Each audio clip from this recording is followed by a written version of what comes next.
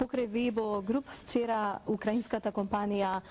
Енергија ја најави својата инвестиција заедно со уште една компанија Сивус во Македонија,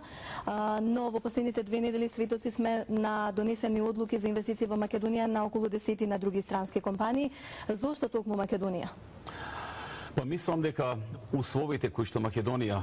ги создаде, бизнис климата која што ја направи е клучната за привлекување на овие инвеститори. Тие не доаѓаат заради ништо друго, туку затоа што гледаат одлична бизнис клима, одличен пристап од страна на владата, наши добри презентации кога одиме на секаде, наша голема активност да ги најдеме, да ги детектираме и да ги убедиме да дојдат во Македонија.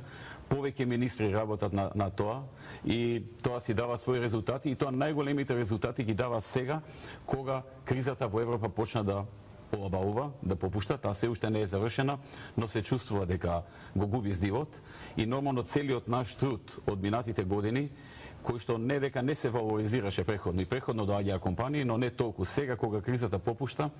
компаниите почнуваат да доаѓаат. Пред 3 недели 2 компании од Германија објавија своја инвестиција во Охридско-Стручкиот регион,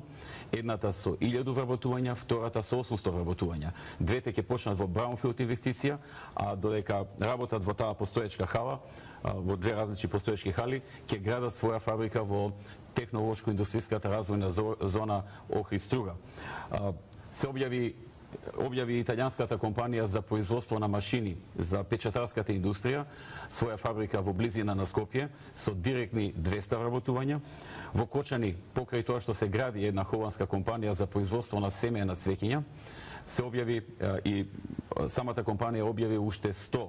вработувања, односно нова компанија доаѓа во Кочани, партнер на првата што веќе гради, со околу 100 вработувања. Грчки инвеститор исто така, заедно со министерот Джери Наумов, објавија фабрика, односно откупен центар во Гевгелија, каде што ќе инвестира 6 милиони евра, првично 3 милиони, потоа уште 3 милиони, за откуп на земјоделски производи, што значително ќе им помогне на земјоделците во тој регион, Гевгелиско-Валандовскиот регион.